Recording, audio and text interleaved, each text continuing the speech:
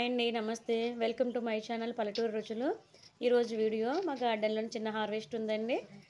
అది హార్వెస్ట్ చూసేద్దాం రండి.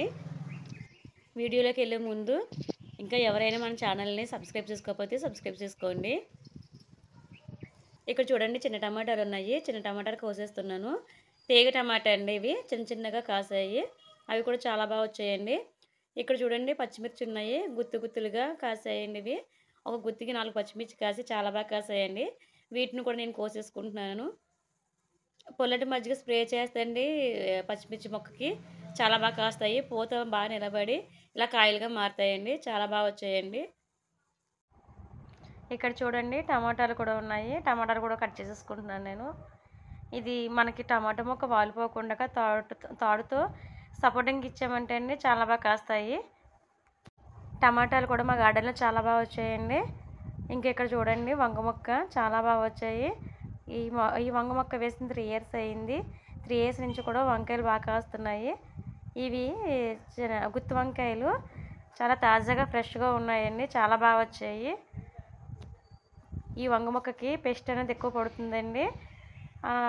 ఆకు కింద పెస్ట్ నలుపు పురుగు టైప్లో పడుతుంది. నీమ్ ఆయిల్ కానీ పుల్లటి మజ్జిగ కానీ మనం స్ప్రే చేసామంటే అదంతా కూడా పోతుందండి. చూడండి, వంకాయలు చాలా బాగా వచ్చాయండి.